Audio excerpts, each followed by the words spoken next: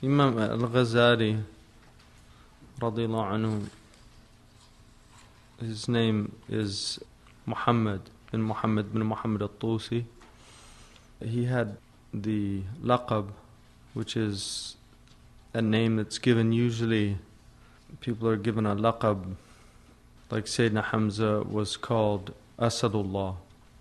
And then the kunya is Abu Hamid. But his laqab was Zainuddin, the beauty of the deen. He was born in Tus, in Khurasan, in 450 after Hijrah, which is about 1058.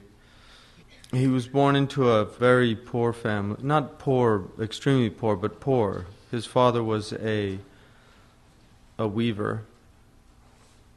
And when he died, they were very young, and he put them in charge of a local sheikh there who was probably, he wasn't an alim by any means, but he was a very righteous man and had some knowledge, and he educated them in their early education. But Imam al-Ghazali, both of them, Ahmad al-Ghazali, who's his brother, became a faqih and also a poet, and is noted for his spirituality as well. But Imam al-Ghazali very early on showed his brilliance, and they both entered into the madrasa. That's everything that his father left. He left towards their education. He asked this sheikh to give them their education, and then he ended up becoming a student. He went to one of the nearby cities and studied.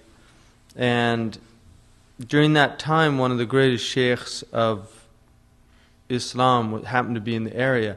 And that's one of the things that you note in Islamic history. In fact, it's really noted in human history. You'll find very often that very brilliant people, they emerge at a time when there are other brilliant people to nurture their brilliance, which is very helpful. So Imam al-Ghazali was very fortunate, and so was Imam al-Juwayni, to have a student like Imam al-Ghazali, because one of the great blessings of a great teacher is to have great students. And Imam al-Ghazali became the student of probably the greatest teacher at the time, who was Imam al-Juwayni, who's called Imam al-Haramain. He was a brilliant Shafi'i faqih. His book in Usul is a very important book in Usul. And Imam al-Ghazali would go on to actually develop Usul and write his own book in Usul that surpassed his teacher's book.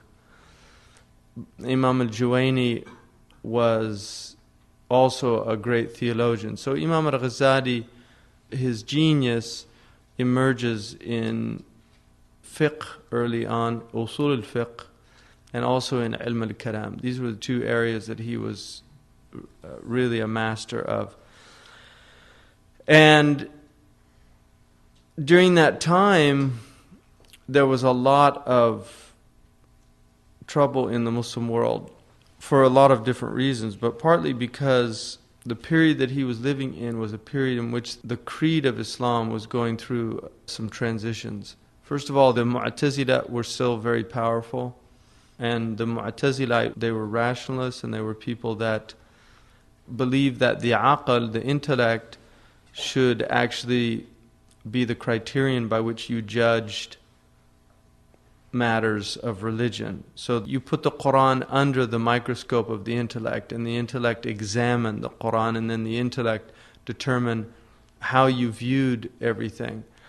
And the opposite of that was the traditionist path, which the intellect had very little to do with anything, and we just took revelation. So we took the Quran and we took the Hadith, and we understood them at a literal level, and we don't use the intellect to interfere with that understanding. Imam al-Juwayni was probably in the middle of that, and Fakhruddin al-Razi, a later scholar, said that in the verse that Allah says in Surah An-Nur, in Ayat An-Nur, when He says Nurun ala Nur, that this is light upon light, He said it was Wahyun ala al-Aql, is revelation on the intellect. That revelation illuminates the intellect. So you need both, and there should be a balance in the two. You don't want revelation mujarrad an al-aql, that doesn't have intellect, but you don't want intellect overriding revelation. Whenever you can't understand revelation by the intellect, you say, oh, it must mean this, because it certainly can't mean that.